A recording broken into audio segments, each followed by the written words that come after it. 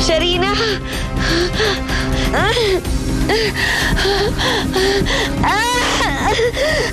Sharina, ano gagawin mo sa akin?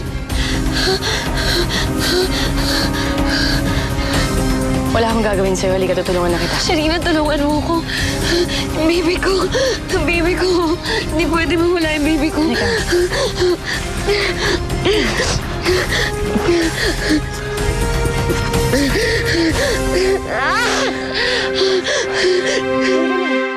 Yaya?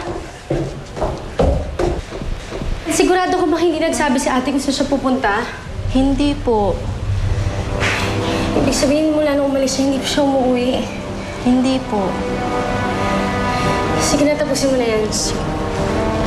Ate... Ano magawa ko?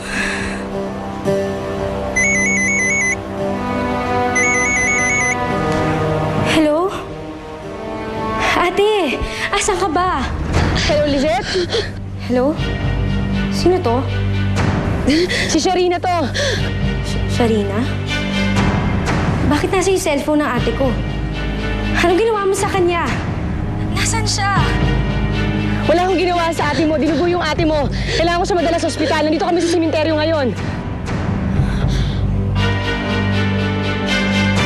Baka naman totoo ang sinasabi ni Lizette na hindi magkasama si Emmy at si Sharina. Hindi ako naniniwala. Alam ko magkasama sila. Eh, ang tanong, nasan sila?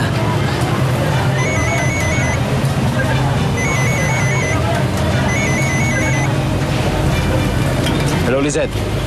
Kaya Benji, si Ate Emmy. Dinudugo siya. Kailangan niya ng tuluyan. Doon sila sa sementeryo. Lizette, baka na naman kung anong pakana na naman to ng ate mo, ah. Kaya Benji, hindi si ate nakausap ko. Si Sharina. Hanggang sila sa sementeryo ngayon. Kailangan nila ng tulong niyo. Halika na, Emmy. Baby ko, Sharina. Halika na. Kailangan kita madala sa ospital. Emmy! Emmy! Emmy, Sharina, hindi ko na ata kaya. Emmy, kayanin mo. Para sa anak mo. Halika na. Sharina, bakit mo ako tinutulungan?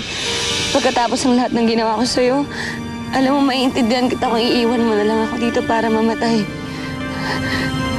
Hindi ko magagawa yun. Ginagawa ko to para sa anak mo. Halika na. Kailangan mo maligtas.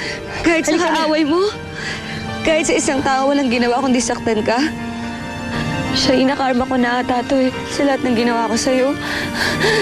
Emmy, tama na to. Ang mahalaga, maligtas yung anak mo. Kaya halika na.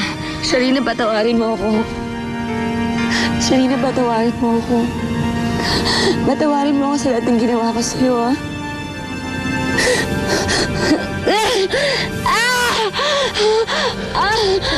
Tulong! Tulungan niyo ako! Emmy, ka na. Bakit to? Ano nangyari? Tulungan mo ako. Kailangan niya madala sa ospital. Tayo, sige. Dito tayo. May sasakyan ako rito. Dali.